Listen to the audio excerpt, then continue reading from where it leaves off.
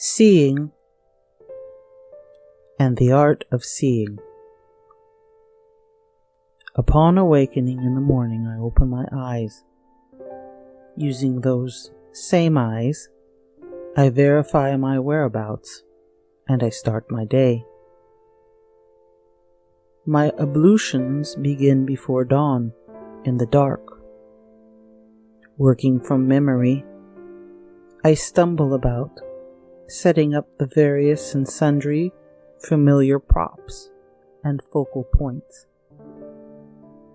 Light trickles slowly in, mingling with the soft glow of candlelight and the invigorating scent of incense and scented oils. Soon the entire room is fully engulfed in clarity. I see chairs and table, windows and door, bookcases and books, musical instruments.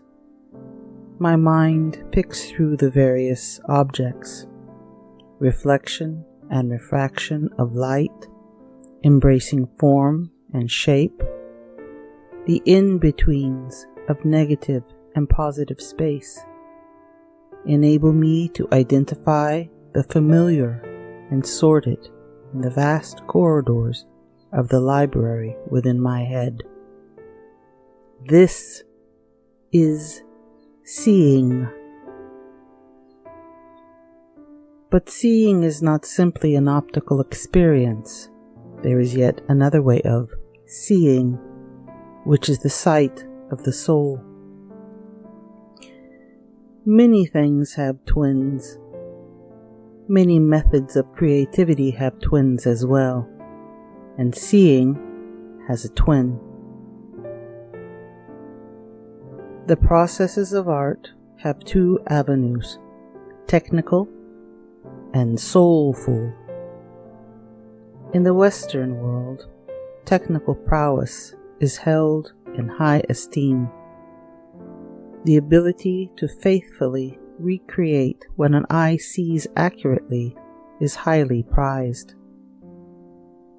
Technical mastery also has to do with the tools used and the artist's ability to wield them with ease to obtain the desired effects. It is of great use to be able to understand formal elements and principles of design as well. Line, light, color, form, shape, balance, harmony, value, perspective, scale, symmetry, asymmetry. All of it matters. The more tools that you carry around in your mental pockets, the stronger your art becomes. But what does that mean, strong? Generally, it means the ability of the created thing to speak to another. The thing generated by the artist in the act of creativity is imbued with a life of its own and a voice of its own. It is imbued as a bridge of thought, emotion, and idea. It becomes a living entity.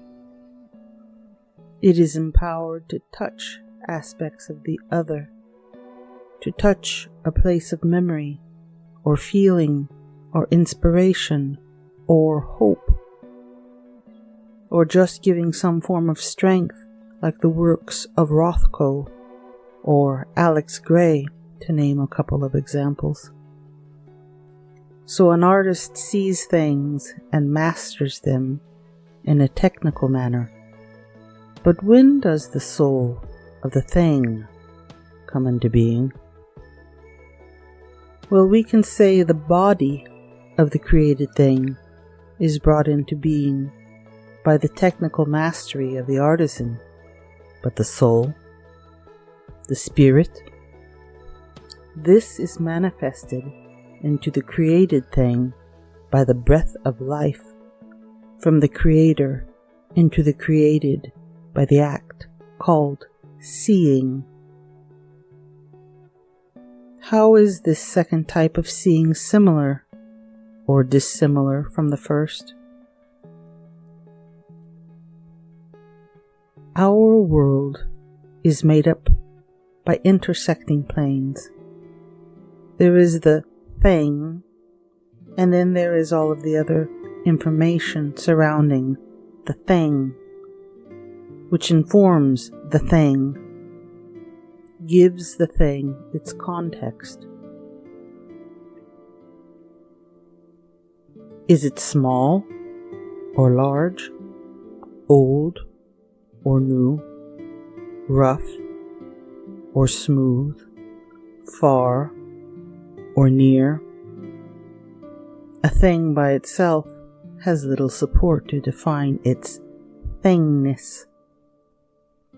Indeed, there is context around the thing, but there is even context within the thing as well. Let's say that you decided to make a rendering in some media of a glass jar. You set up your still life and begin. You notice its shape and size, its curves, the writing on its surface. If you've set up a complex still life, you've put other objects around it in order to give it context. Perhaps you've paid special attention to lighting, scale, texture, color relationships, all very important.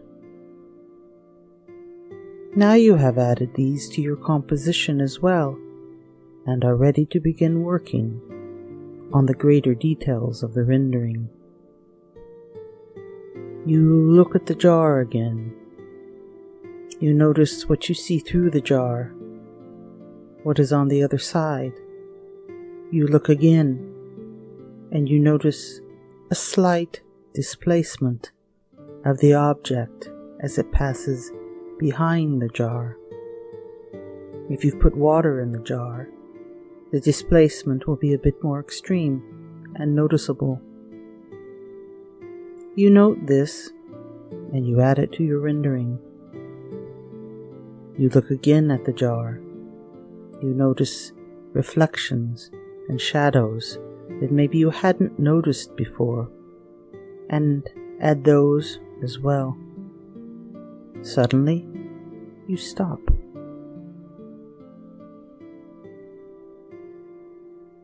You find yourself fixated on the glass, its surface and its transparency. You sit, just staring. You find a still quietude coming over you, a sort of meditative focus overwhelms you. It is at this point that you truly begin to see. Small idiosyncrasies begin to reveal themselves to you. You may notice some aspect of your image reflected in the surface that you hadn't noticed before. You may notice the window behind you reflecting on the surface of the glass, and the color of the orange flowers outside being cast on the fabric behind the jar. You continue on your visual journey throughout the surfaces and reflections and shadows and colors and textures. You notice the base of the jar and how the shadow has many variants of value. You notice how you hadn't noticed earlier the second shadow of the same object, lighter and perhaps a bit lavender or even periwinkle. You notice that as you stare at that spot for an extended period of time, the yellowish-white halo begins to appear near the edge of the shadow. This is the gateway of the practice of observation and noticing. It's not really an intellectual venture. It is a meditative one. It cannot be found by force, as it is a practice of intention. It seems a simple thing to do, but in an era of mass distraction, it's easier said than done. When you combine the mastery of seeing via technical skill and the mastery of seeing via intentional observation, you now have both components of the body and the soul of your creation. And when you combine them together, your creation lives and breathes. So how does one go about obtaining this skill? Well, you go about it every day, wherever you are and whatever you're doing. Take a moment to be silent, focused, attentive. While doing the dishes, noting the bubbles, their complex patterns, the way the light shines on them, the way they slide downward into the masses, the way they float effortlessly, sometimes clustering, sometimes separating. Remember when you were a child and this was second nature? When driving to work, notice the space between each car, the texture, the depth, the color, and its interactions with other colors. When making a cup of tea, notice the granules of the sugar. Notice the reflections inside the cup. Notice the patterns in the liquid when you begin to stir. It's all about being present and noting that which is usually very subtle and unseen. That which is unseen is usually unseen, because the mind likes focal points which are big and boisterous. This subtle support system is surrounding everything, everywhere, quietly, never really striving for recognition, just being the fabric of the supporting background of all that exists. And like the burrow of an earth-dwelling creature, it has great depth and branches out into many directions, fractally, endlessly.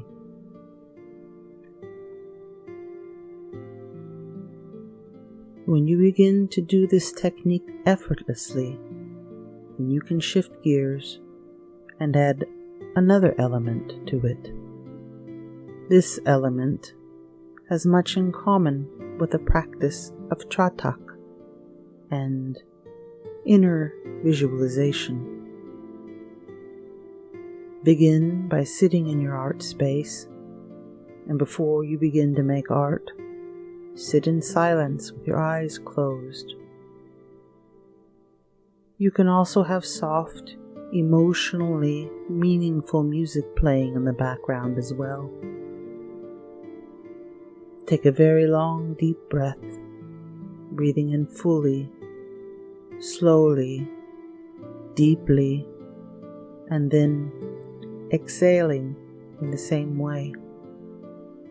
This will help you to relax and slow your mind down and quiet it. Now, with your eyes still closed, begin to remember some things that stood out in your day in those meditative moments. As you remember, begin to try to see them in your mind.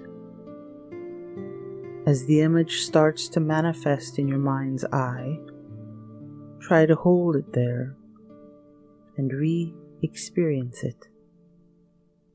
When you feel that you have some grasp of it, open your eyes and begin to sketch it out.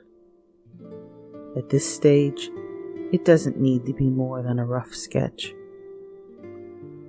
When the image begins to dissipate from your mind's eye, stop drawing, take a deep breath, and be still inside yourself. Reimagine the subject. Remember all of its idiosyncrasies that stood out most to you. Re-feel the feelings that you had when you experienced it. Recall how the light played upon it, between it, or wrapped around it. Remember its textures or lack thereof. Remember its colors and variants. Try to pull up into your mind any distinguishing aspects.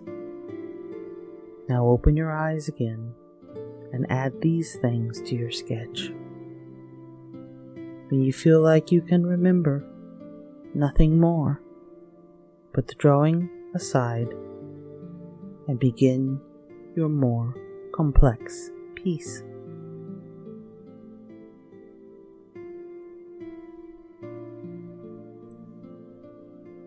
So, let's say the more complex piece is a landscape, and you are working off a few photographs as reference. Close your eyes again and take a deep breath to slow down and become quiet. Open your eyes and look at the piece. Begin rendering it as you usually would, focusing on all of the technical aspects that need to be laid out and defined. When you feel like you've created the bones of the piece and are ready to put more detail in it, go back to the earlier exercises that you did when sketching, but this time focus quietly on your reference material. Observe. Make mental notes without thinking deeply or analyzing too much, as overthinking this will get in the way of seeing and awaken your inner critic, which is the last thing that you want. Begin to weave both types of seeing back and forth, sometimes leaning on the technical blatant aspects, and at other times resting in the unhurried observation of the usually unnoticed aspects. Ever so often, get up and view your piece from across the room. Other times, turn it upside down. This will help bring out any inconsistencies that you may consider need reworking.